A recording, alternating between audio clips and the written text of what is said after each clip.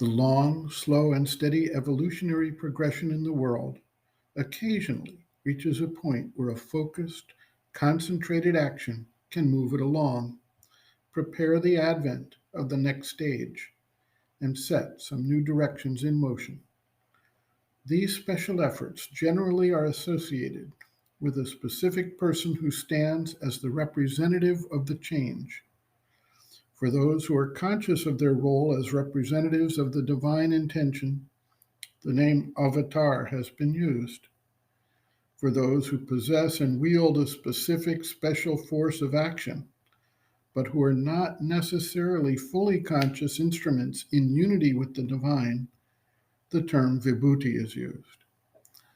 The founders of the major world religions and spiritual traditions are generally considered to be avatars bringing forth a particular principle to fix into the conscious evolution through which humanity is moving.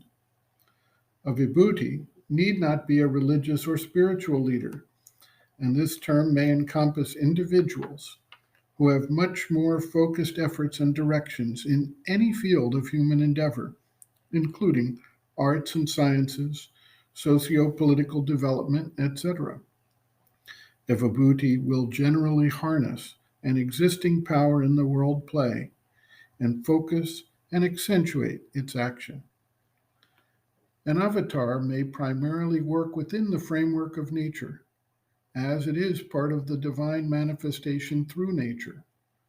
But at critical junctures, it may be necessary to undertake an evolutionary leap that brings in an entirely new action, which will then, to some degree or other, move beyond the limits of the current status quo of that time. Sri Aurobindo notes, quote, "There are two sides of the phenomenon of avatarhood, the divine consciousness and the instrumental personality. The divine consciousness is omnipotent, but it has put forth the instrumental personality in nature under the conditions of nature, and it uses it according to the rules of the game, though also sometimes to change the rules of the game. If avatarhood is only a flashing miracle, then I have no use for it. If it is a coherent part of the arrangement of the omnipotent divine in nature, then I can understand and accept it.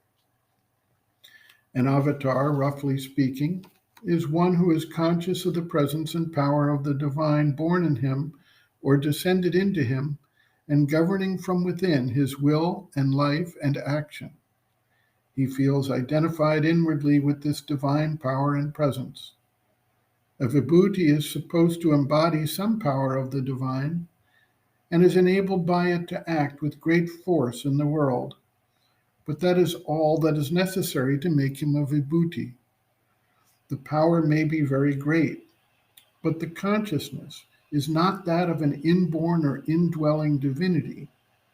This is the distinction we can gather from the Gita, which is the main authority on this subject. The avatar is necessary when a special work is to be done and in crises of the evolution. The avatar is a special manifestation, while for the rest of the time it is the divine working within the ordinary human limits as a Vibhuti." End quote. Reference, Sri Aurobindo, Integral Yoga, Sri Aurobindo's Teaching and Method of Practice, Chapter 12, Other Aspects of Sri Aurobindo's Teaching and Method of Practice, The Avatar and the Vibhuti, pages 347 to 349.